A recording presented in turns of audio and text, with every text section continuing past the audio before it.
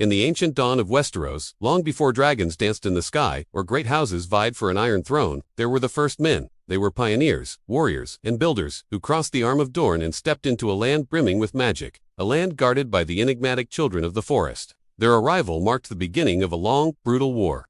But it also forged the very foundation of honor and duty that would echo through millennia. The story of Westeros is not just one of battles and kings. It's a story of promises made, of sacred oaths sworn beneath the watchful eyes of the old gods. These weren't mere words spoken into the wind. They were binding contracts, etched into the soul of the land itself. Today, we journey back to this primordial age to uncover the profound legacy of the first men and the sacred oaths that shaped the destiny of a continent.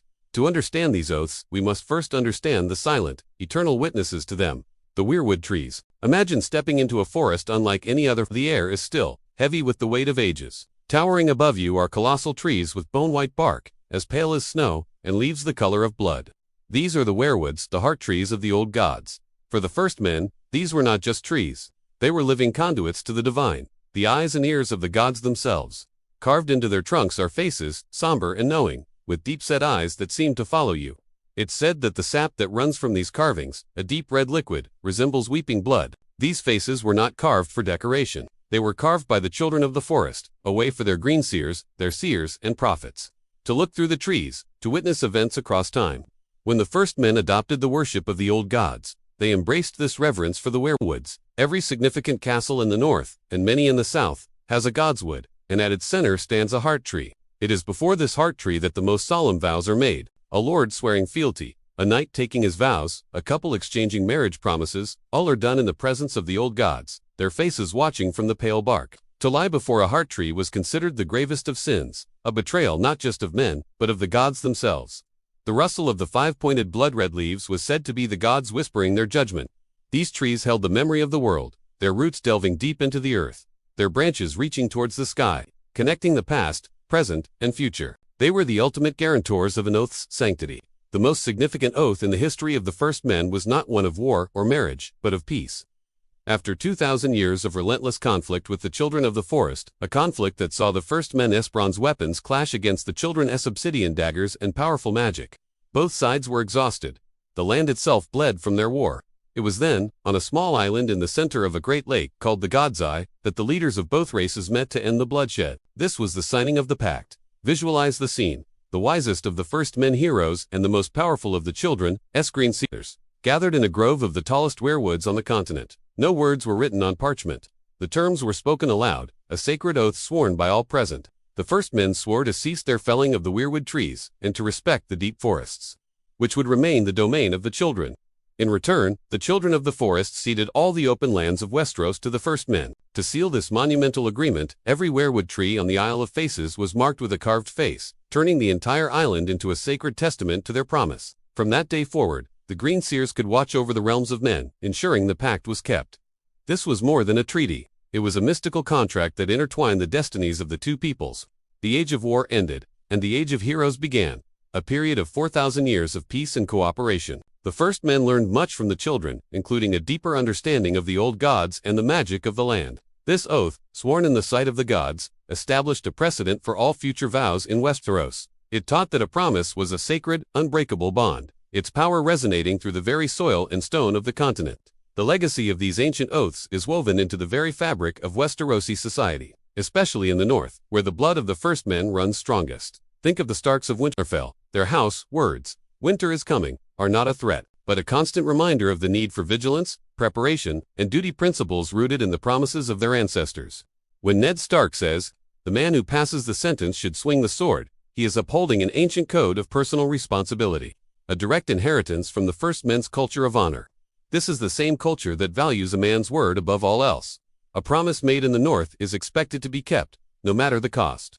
This commitment is what sets the north apart, what makes its people seem stern and uncompromising to those from the south. Consider the Night's Watch. Their oath, "Night gathers, and now my watch begins," is a direct descendant of these ancient vows. Though the watch was formed later, its structure and the solemnity of its vows are pure first men tradition. New recruits often swear their oath in a grove of weirwoods north of the wall, pledging their lives to the realm in the sight of the old gods.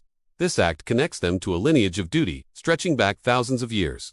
The words they speak bind them until death, a concept the first men would have understood perfectly. Even south of the neck, where the faith of the Seven and Andal traditions hold sway, the echoes of these ancient commitments remain. The idea that an oath, particularly one sworn on something sacred, is binding is a universal concept in Westeros, a cultural bedrock first laid by the first men beneath the weeping eyes of a weirwood tree. The pact with the children of the forest had mystical consequences that still ripple through the world. By agreeing to protect the weirwoods, the first men inadvertently preserved the network of the old gods. This network, the weirwood net as some call it, is a collective consciousness of green seers who have passed into the trees. It allows those with the gift, like Bran Stark, to see through the eyes of the heart trees across time and space.